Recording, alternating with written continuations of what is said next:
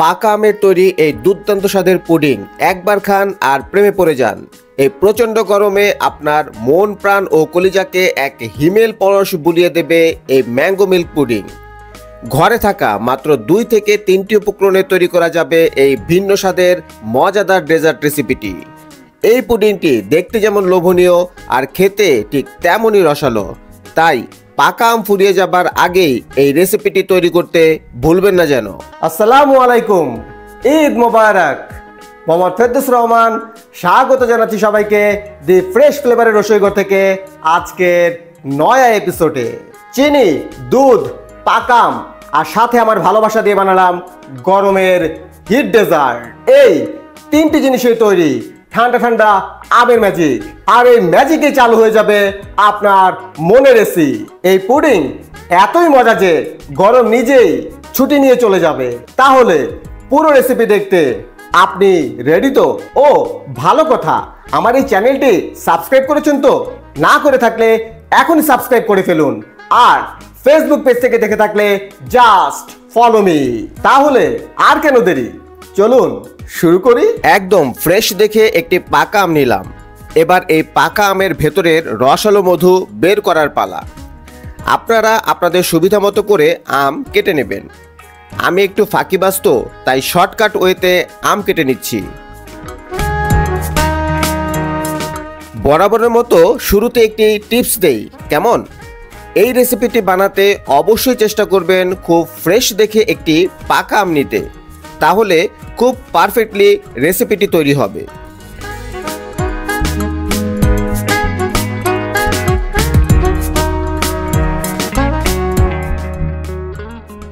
আমের ভেতরের মাংস বের করে এবার সমস্ত টুকরোগুলো ব্লেন্ডার জারে নিয়ে নিলাম এবং হাফ কাপ পরিমাণ পানি দিয়ে দিলাম।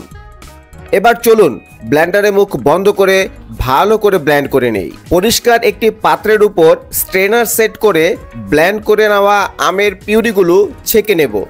এতে করে আমে যদি কোনো আঁশ থেকে থাকে তা আলাদা হয়ে যাবে।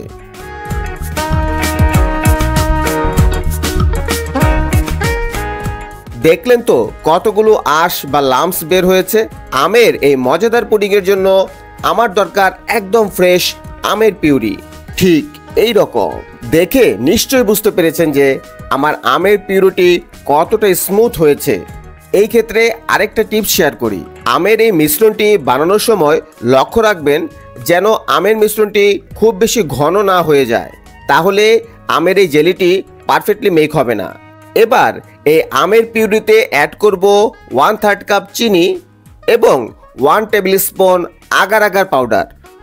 এই আগার আগার পাউডার দিয়ে যে কোনো ডেজার্ট আইটেমকে দ্রুত জমানোর জন্য ব্যবহার করা হয়। এবার সমস্ত উপকরণগুলো ভালো করে একটি বিটার দিয়ে মিশিয়ে নিতে হবে। ও চিনির পরিমাণটি নির্ভর করবে আপনি যে আমটি নিয়েছেন তা কতটুকু মিষ্টি তার উপর। আমার আমটি প্রচুর মিষ্টি ছিল, তাই আমি 1/3 কাপ চিনি ব্যবহার করেছি।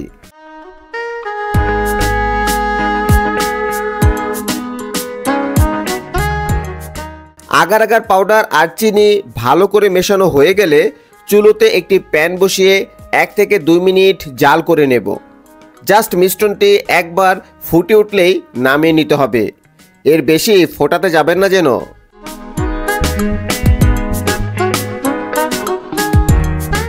আমি আগে থেকেই একটি প্লেট সেট করে রেখেছিলাম, কারণ এই আমের মিশ্রণটি চুলো থেকে নামিয়ে সাথে সাথে প্লেটে ঢেলে নিতে হবে, তা না হলে দ্রুত জমে যাবে।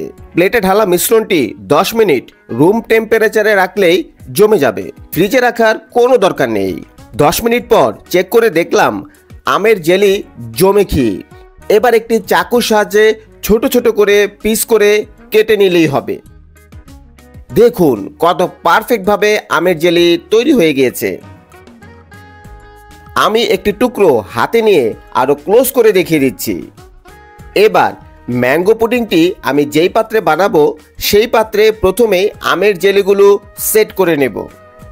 আপনারা চাইলে আপনাদের বাসায় থাকা আইসক্রিমের বাটিতেও এটি বানাতে পারেন। আমের এই জেলিগুলো আপনারা চাইলে এমনিতেই খেতে পারেন। আমি এটা সেট করার ফাঁকে টপাটপ 2টি মুখে চালান করে দিয়েছি। জেলি তো সেট করা হলো, এবার আসুন ফাইনাল রাউন্ড শুরু করি। একটি প্যানে আমি এই পর্যায়ে নিয়ে নিলাম 2 কাপ দুধ। আপনারা চাইলে গরুর দুধ দিয়েও বানাতে পারবেন, তবে সেক্ষেত্রে 2 চামচ গুঁড়ো দুধ দিয়ে দিবেন, এতে করে টেস্ট আরও বেড়ে যাবে। মিষ্টির জন্য দিয়ে দিলাম হাফ কাপ চিনি এবং তার সাথে দিয়ে দিলাম 1 টিস্পুন আগার আগার পাউডার। এই পর্যায়ে আরেকটি টিপস শেয়ার করি, আগার আগার পাউডার কখনোই গরম দুধ বা জলের সাথে মেশানো যাবে না। ঠান্ডা অবস্থায় মিশিয়ে তারপর চুলোতে বসাবেন, কেমন?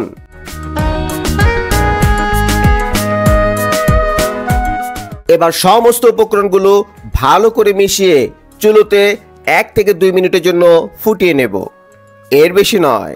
1 থেকে 2 মিনিট পর দুধের মিশ্রণটি চুলো থেকে নামিয়ে সাথে সাথেই আগে থেকে সেট করে নেওয়া আমের জেলিতে ঢেলে দেব।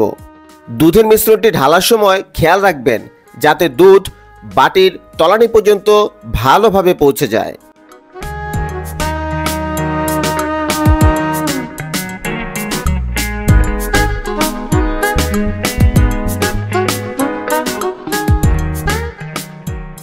এবার 10 মিনিটের অপেক্ষা, ঠিক রুম টেম্পারেচারে রেখে দিলেই হবে, ফ্রিজে রাখার দরকার নেই।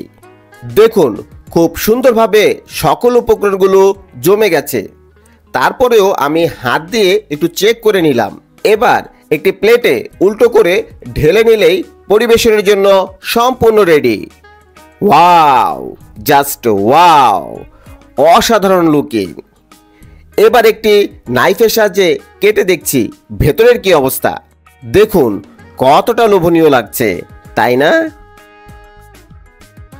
পাকা আমের এই মৌসুমে স্বাস্থ্যকর এই ডেজার্টটি অবশ্যই বানাবেন। বাচ্চা থেকে বুড়ো সবাই আঙ্গুল চেটেপুটে খাবে এই মজাদার ম্যাঙ্গো ডেজার্টটি। তো কেমন লাগলো আপনাদের আজকের এই রেসিপিটি? দ্রুত কমেন্ট করে জানান। তাহলে আজ বিদায় নিচ্ছি, আর হাজির হচ্ছি খুব দ্রুত নতুন কোনো রেসিপি নিয়ে। ততক্ষণ পর্যন্ত ভালো থাকবেন, সুস্থ থাকবেন। আল্লাহ হাফেজ।